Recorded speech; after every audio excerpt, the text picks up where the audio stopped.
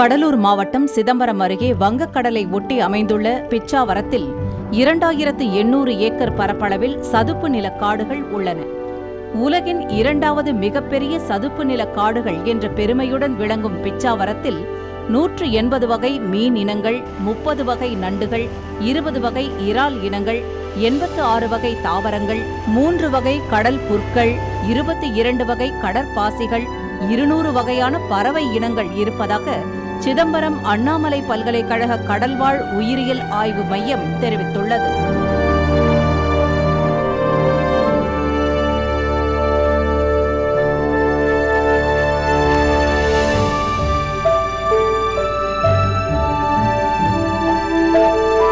சுற்றுலாவின் சொர்க்கமாக விளங்கும் பிச்சாவரம் சதுப்பு நிலக்காடுகள் ஆக்சிஜன் உற்பத்தி, கடல் அரிப்பை தடுப்பது, சுனாமியை எதிர்த்து நிற்பது என சுற்றுச்சூழலை பாதுகாப்பதில் பெரும் பங்கு வகிக்கிறது.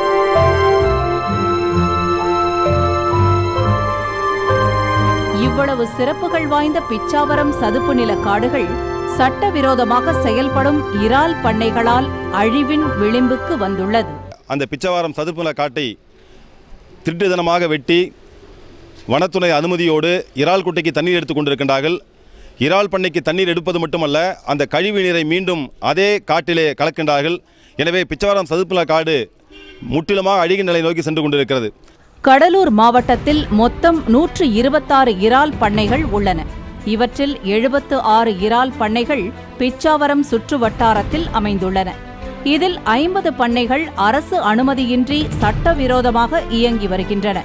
இவை பிச்சாவரம் உப்பனாற்றிலிருந்து சதுப்பு நில காடுகளுக்கு இடையே செயற்கை கால்வாய் அமைத்து தண்ணீர் எடுத்து வருகின்றன.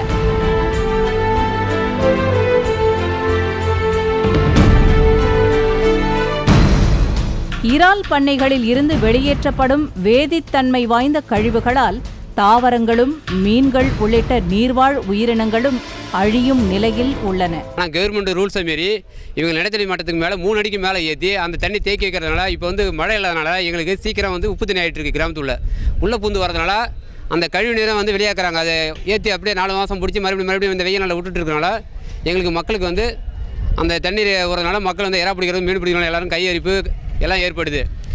பிச்சாவரத்தில் குடிநீர் மாதிரியை எடுத்து ஆய்வு செய்ததில் அது குடிப்பதற்கு ஏற்றதல்ல என்பதுடன் அதிக உவர் தன்மை ஏற்பட்டுள்ளதால் பாசனத்திற்கும் ஏற்றது அல்ல என்பது வேளாண் துறை மூலம் தெரிய வந்துள்ளது.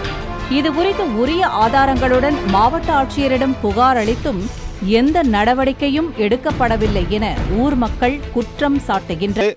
கடலூர் மாவட்ட ஆட்சியர் ராஜேஷிடம் கேட்டபோது சிதம்பரம் கோட்டாட்சியர் தலைமையில் மாசு கட்டுப்பாட்டு வாரியம், மீன்வளத்துறை மற்றும் வனத்துறை அதிகாரிகளை ஒன்றிணைத்து ஆய்வு மேற்கொண்டு வருவதாகவும், ஆய்வறிக்கை தாக்கல் செய்த பிறகு உரிமம் பெறாத இறால் பண்ணைகளை மூட உத்தரவிடப்படும் என விளக்கமளித்தார்.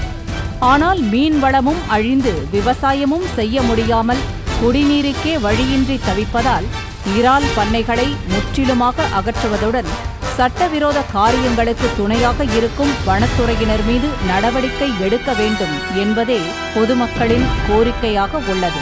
பாலிமர் செய்திகளுக்காக பாலா மற்றும் கடலூரில் இருந்து பிரசன்னா.